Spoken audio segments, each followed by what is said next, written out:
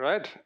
Thank you, everyone, for joining the session today. In the next 30 minutes, Daniel and I want to talk about Dataframely, a Polars native data frame validation library that we've built internally for over a year now, and which we finally open sourced last week. Before we talk about Dataframely, though, we want to briefly introduce ourselves and the company that we work for, QuantCo. My name is Oliver, this is Daniel. We're both based in Munich. We both studied at the Technical University of Munich. I did my master's in data engineering and analytics there. Daniel went a bit further and did his PhD in computer science. We both joined QuantCo within the last 3 years, and at QuantCo we work on topics across machine learning, data engineering, and general software engineering. In the project that we work on at QuantCo, we help companies turn data into decisions by combining economics, engineering, and AI. And to this end, we maintain dozens of data pipelines for our clients that each process billions of data points. The pipelines that we build are heavily built on top of open source software, and as a result, we at QuantCo are also heavily contributing to the open source community. So much about us though. Let's talk about Dataframely. So where did we start? At the end of 2023, we had some breathing room in one of our longest running projects, and we wanted to rewrite the data pipeline that has accumulated plenty of baggage over the last 6 or 7 years. And while doing that, we naturally needed to understand the old data pipeline really well to replicate its behavior. And this is usually how we felt when going over that. This is a pretty accurate description. So the data processing logic was really hard to understand, which made the entire refactoring effort much harder than we thought at the beginning. For rewriting the pipeline, we then chose Polars because we generally saw massive performance improvements compared to our old pipeline that only used pandas. And we generally grew to love Polars at QuantCo. But one of the main challenges that we wanted to have a solution for was how can we make the pipeline easy to understand, and how can we make it easy to debug going forward? And this helps us answer why we built Dataframely. As already mentioned, we noticed that in general, maintaining code without the knowledge of the data frame contents is really time consuming. When you see a function, you usually see a data frame is coming in and the data frame is coming out, and you never know what's actually inside this data frame unless you step into a debugger, which is usually time consuming. Further, erroneous and unexpected data generally leads to costly pipeline failures. And even if you discover that during testing, if some operation fails very far down in the pipeline, it usually takes very long to debug where the root cause of this was. It might have been at the very beginning of the pipeline where you make some very core assumptions about your data. So generally, we realized that validating assumptions about our data pipeline or about the data frames in our pipeline increases the pipeline robustness, because at many points in the pipeline, we check how does the data frame that we have validate or satisfy all of these assumptions that we have. And furthermore, type annotations for the data frame contents help us greatly improve code legibility, because we can now, if we use type annotations correctly, we can see what content the data frame has going into a function and what content it has going out of a function. And this is how Dataframely, our declarative Polars native data frame validation library, was born. So while back in 2023, so 2 years ago, the options for validating data frames were much slimmer. We're obviously not the first people who have thought about validating the contents of data frames. If you want to validate your Polars data frames today, you might have already heard of Pandora with the option to use Polars data frames, or partitions.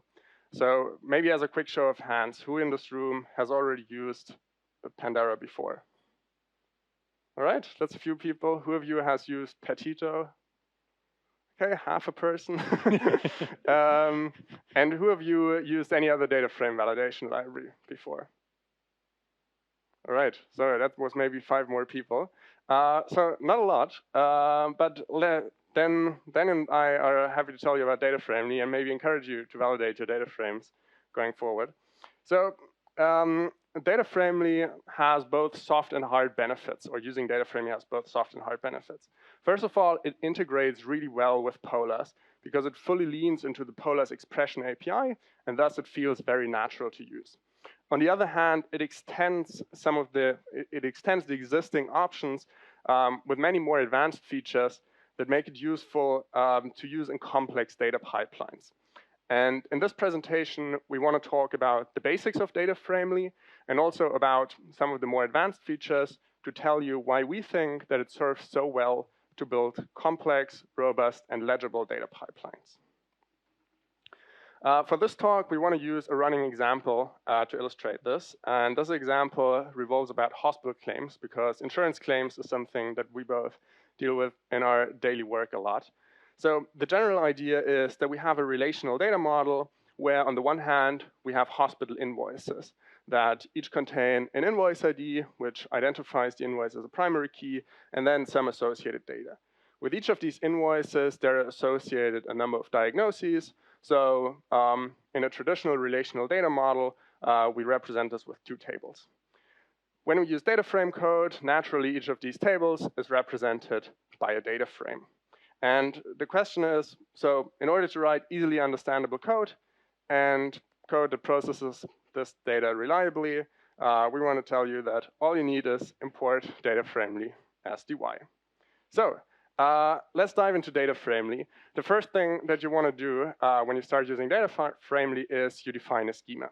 Schemas generally allow you to define the names of and the data types of all the columns on your data frame. So in this instance, we introduce a new schema, the invoice schema, which inherits from a Dataframely schema, and we define all the columns that we want. So we want an invoice ID, which is a string.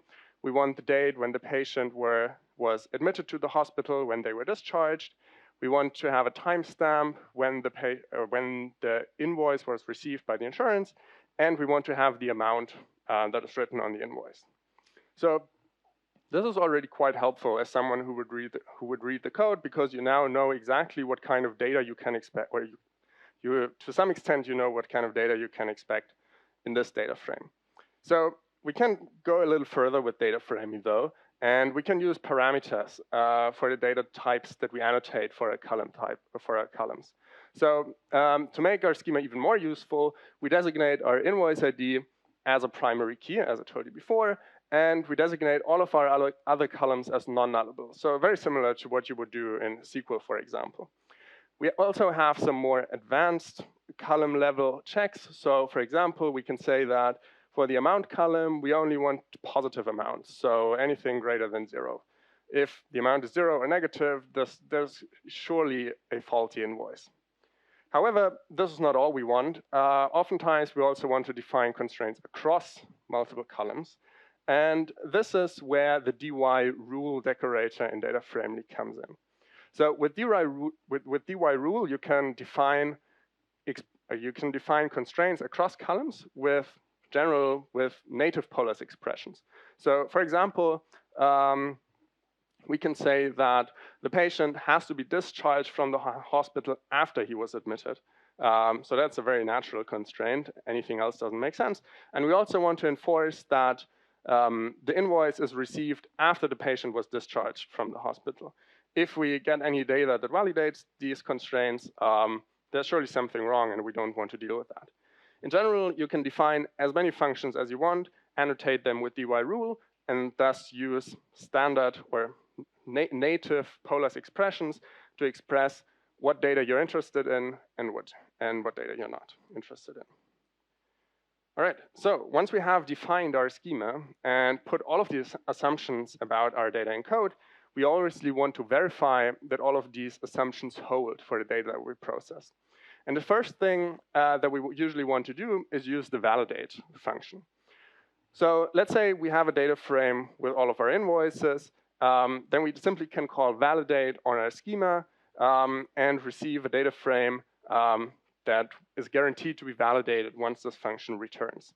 If it doesn't return, then there's something wrong with the data. Some row in the data frame doesn't satisfy our schema, and this method raises a rule validation error that provides some error details. So, for example, it might tell you that one rule failed validation, and in the column amount, we see one row where the min exclusive is violated. So we have some row which has a negative amount or amount equal to 0. While using validate is very useful for development and in some cases also in analytical environments, hard failures are often very problematic in production. After all, if you have a data frame with 10,000 rows and one of these rows violates your schema, you still want to process all of the other 9,999 rows. So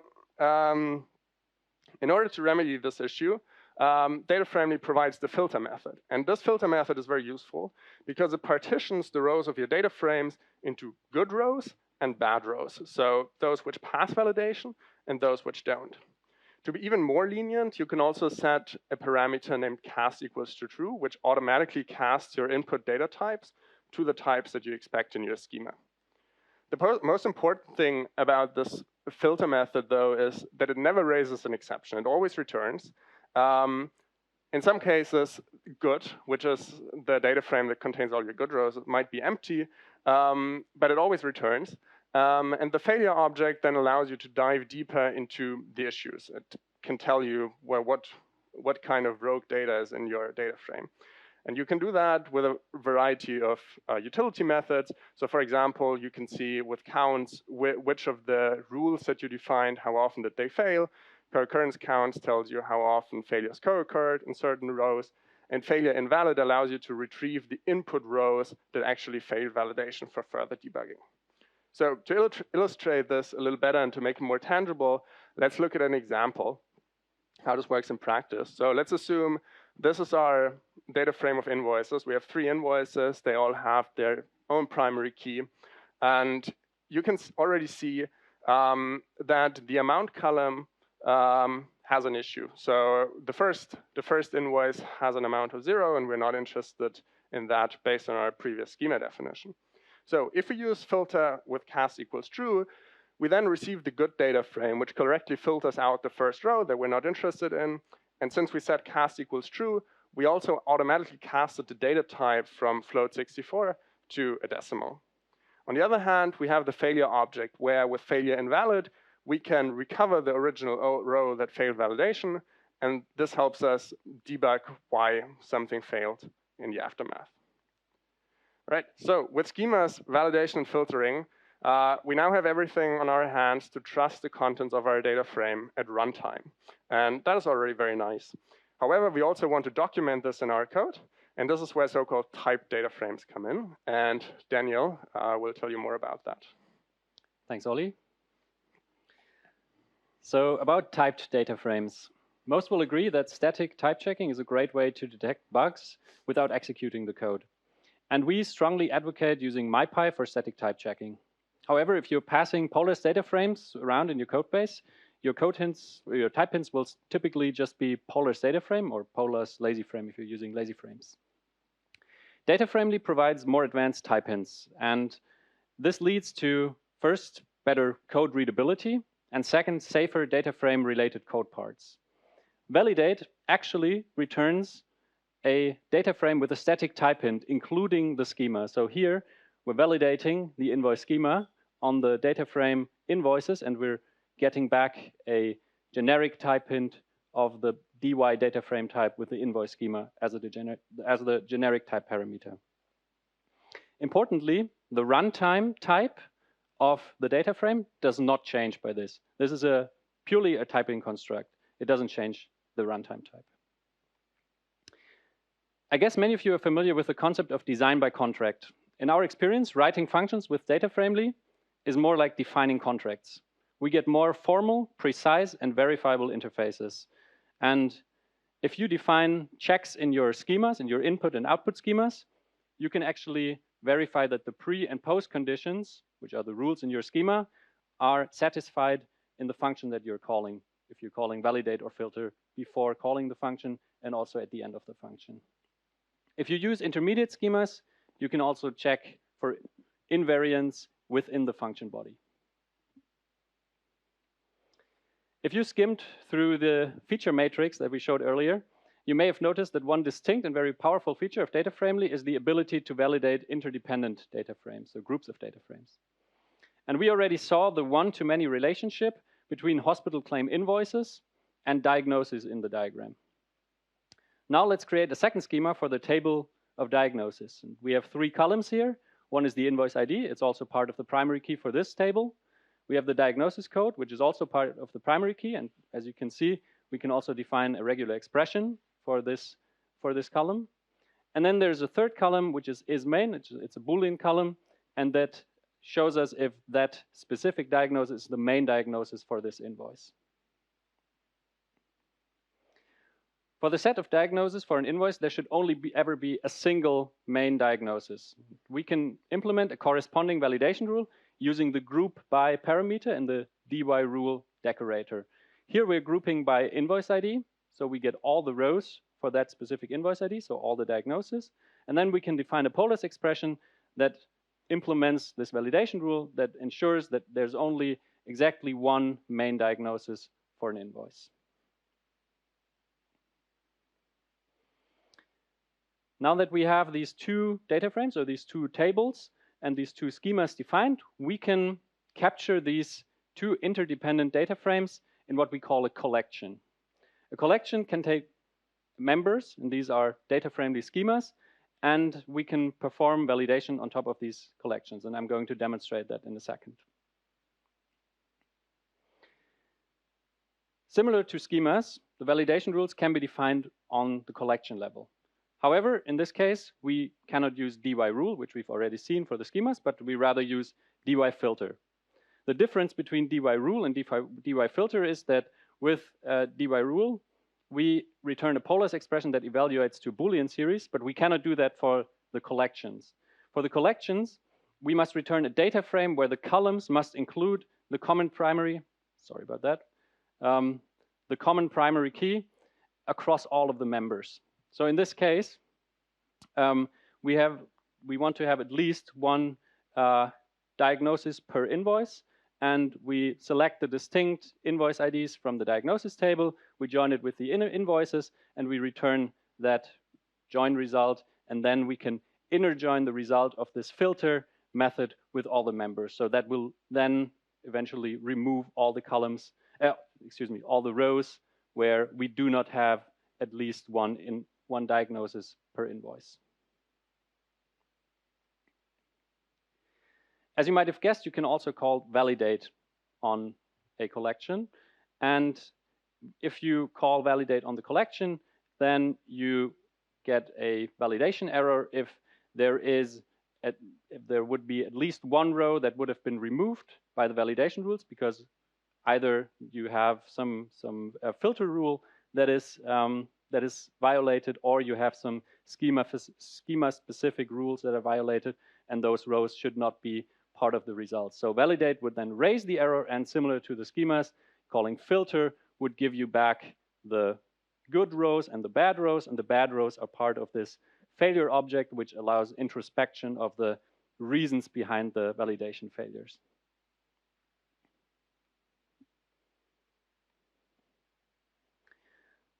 The last topic I want to talk about is testing.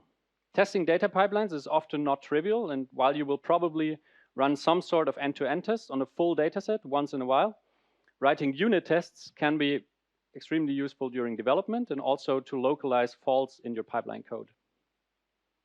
But when writing unit tests for part of a data pipeline, for instance, a feature computation function, you often need to create data frames with some content that you want to test against. And Dataframely provides means to generate sample data that can be used for unit testing. The first useful feature is that you can create empty data frames with a valid schema by calling createEmpty on a schema. The second feature is that you can sample random data on a schema by using the sample function and just pass in the number of rows that you want to have. This will also take care of sampling rows that are valid with respect to the custom checks that you defined, and we use fuzzy sampling for that. Also, what we find quite useful is that you sometimes want to override certain rows with certain values inside a data frame, and with sample overrides, the overrides parameter that you can see here, you can do exactly that. You can override certain values for certain rows in certain columns using this parameter. Notably, you can use sampling data not only on the schema level, which I just demonstrated here, but you can also do this on the collection level. So you can use sample on the collection level and then sample multiple data frames at once. Finally, we want to share some experiences how Dataframely has affected our work on data pipelines at QuantCo. First, validating data frames has greatly improved the legibility and robustness of our code. Thanks to Dataframely, we are much more confident in our rewritten pipeline than we were in the original legacy pipeline. Second, the statically typed APIs define contracts that increase code correctness and quality. Data scientists at QuantCo love Dataframely and are starting to use it to define schemas even for single feature computation functions, as the APIs that are defined with Dataframely are just crystal clear and really easy to comprehend. It also reduces the risk of one data scientist exclusively knowing certain parts of a code base, so people are able to work on different parts of the code base even though they haven't originally written that part of the code base. Filtering has made introspection of pipeline failures more efficient and effective. We've demonstrated that we can safely soft validate data frames in production by filtering and then logging the invalid rows. We've seen the different methods that are available on a failure info object. And finally, setting up sample data for unit tests has become much easier. And actually, our tests are now much shorter and easier to review and to comprehend. So now, if you're tired of explaining your data pipeline over and over again to your coworkers, we hope that we've motivated you enough to give Dataframely a try. It's open source as of last week, and we would love to hear your opinion on it. Thanks.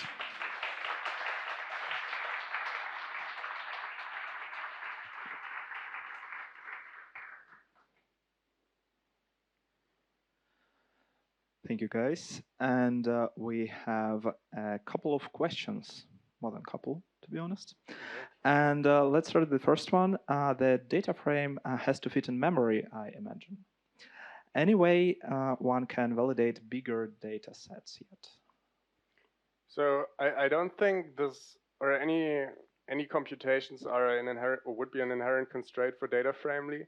So if you can use polars to process your data frame out of memory, Dataframely also supports that. So essentially what Dataframely does for the validation is it first builds a lazy frame with all of the computations and then collects them. If polars supports that, supports collecting this data frame out of core, or with a data set, for a data set that's bigger than the memory, then this works as well. Yeah, thank you.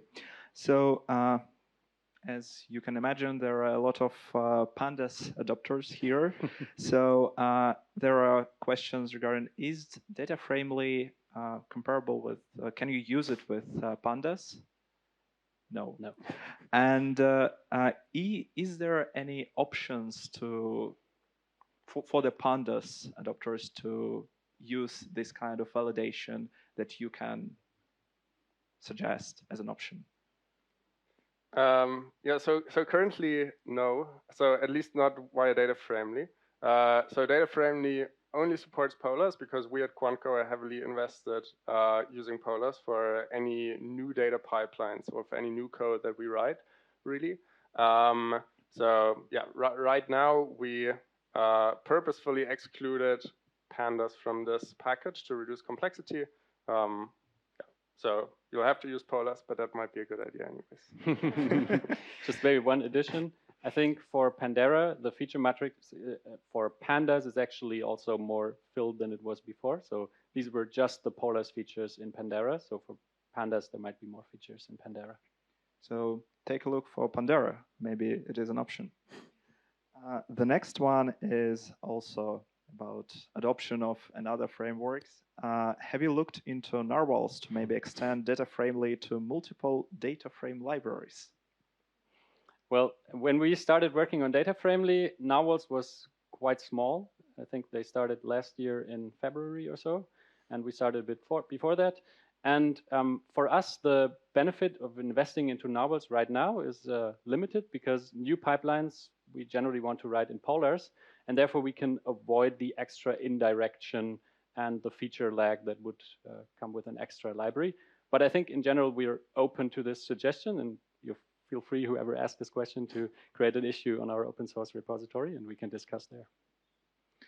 Good. The next one is regarding the disadvantages of strong validation. So do you know about any that you can share? And so, for example, some overhead of time or defining schemas and so on. I think if you think about defining a lot of schemas in a lot of places, so we only talked about enhancing code readability with schemas. You can drive this to the extreme and annotate absolutely every function that you write with these type data frames and then validate every time you pass something in or return something. At this point, it's debatable whether it enhances code readability. So in our experience, verifying or validating data frame contents is especially useful at application boundaries or team boundaries, where you interface with other people and want to communicate what's inside the data frame. You shouldn't use it for every function that you write for a data frame. So much about the legibility part. And then regarding the runtime impact, obviously validation has a runtime impact, but generally since everything here is, or everything the Dataframely does is native polars, it's really, really fast. In our experience, the time penalty that you pay for running validation is absolutely worth it given the benefits that it has. Great, thank you. And also people found out that you have the version 1.0.0. So is it an indicator that it is production ready? Well, we are using it in production, and therefore it's an indicator it is. Yeah. That's a great answer. Okay. In order to validate a lazy data frame, does Dataframely first have to collect it? Might it cause a bigger computational pause if it needs to do that? Sorry, I didn't get the second part of the question. Might cause a bigger computation pause if it needs to do that. So is it need to collect the data frame before doing something with it? So you can pass, so you don't have to collect the data frame before you pass it to Dataframely. Dataframely itself has to collect it at some point because if you call validate, Dataframely has to raise an error if your data frame contents are incorrect. So you have to collect your data frame contents in order to evaluate that. Also, if you use the filter method, at this point, this was different at some point in the past, but at this point, filter also returns an eager data frame. So somewhere within the function body, Dataframely actually collects. One of the main reasons why we do that is if you access the failure object and the data frame with the good rows, essentially, you would have to collect twice if you wouldn't collect within the filtering step, because then you would have just two disjoint computational graphs. So yeah, currently it returns it does return an eager data frame and collects somewhere. Okay, good. So could you show examples of how the failure object looks like? Does it simply return a problematic rows or also show the rules which were violated? So I think in general the failures object is, where is it?